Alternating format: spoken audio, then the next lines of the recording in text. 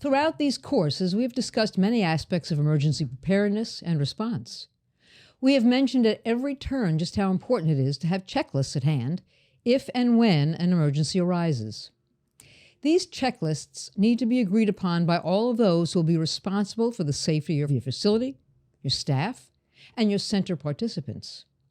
They must know what is expected of them prior to and during an emergency. Therefore, they must be well briefed and encouraged to be a participatory member of the ongoing updating and training of the various aspects of your plan. And your plan must be updated at least yearly. If the plan is approved and no changes need to be made, that's fine.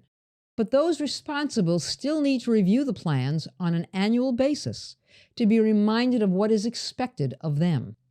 Also, because there is a staff turnover at any time, the emergency preparedness plan must be reviewed and understood by new employees.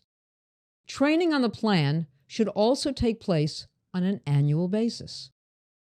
The training can be as simple as marking the various checklists to ensure that your center and its staff is in compliance with the checklist.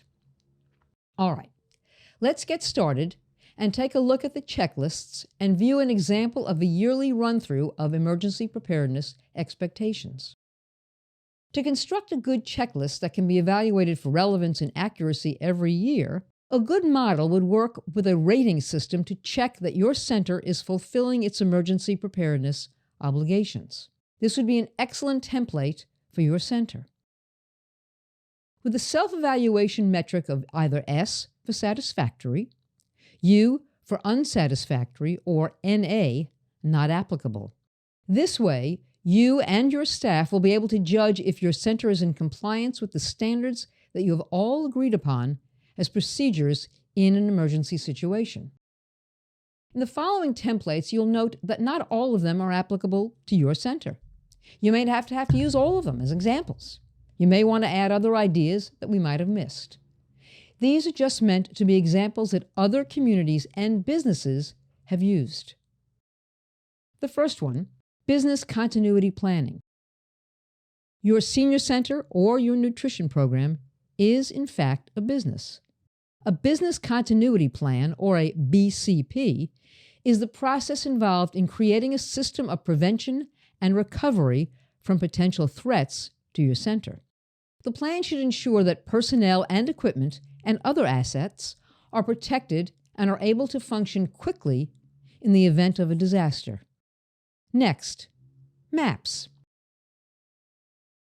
Facility layout diagrams to show where to turn utilities and equipment off.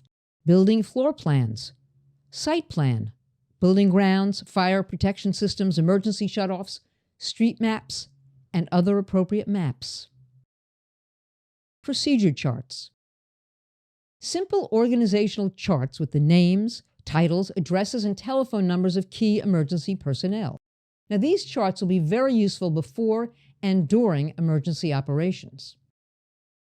Key personnel charts. Which staff members are assigned to key activities, such as dealing with local governments, evacuation responsibilities, etc. Service agreements. Map out whose responsibility it is to have names and numbers of vendors and plans in place prior to an emergency to ensure prompt restoration of services after an emergency or provision of those services during an emergency. The Memoranda of Understanding. Agreements made with each other and with other entities to assist one another within defined scopes of work during emergencies. Internal Communications Plan Checklist. This is a checklist for communicating with staff and clients and others prior to, during, and at the conclusion of an emergency. Detailed plan of notification to affected parties of planned shutdown of your facility. Make sure that your participant phone numbers and addresses are up to date, again, on a yearly basis. Institute a call tree and assign personnel to call participants to let them know if the site is closing and the status of the participants throughout the emergency. If the site will be closed for any length of time, a phone reassurance call is always a good idea. Maintain an up-to-date phone list of your vendors, for example, your food distributors, etc. Plan in place to alert staff members and volunteers of next steps, such as working from home or performing other duties not necessarily in their job descriptions. A workplace safety checklist. This is the most important checklist of all. It's a rather exhaustive list, but one that, if executed well, can save lives. Develop and practice your occupant evacuation plan. Include provisions for 1. Notification of emergency responders. 2. Notification and training of employees to act as floor wardens to assist in building evacuations. 3.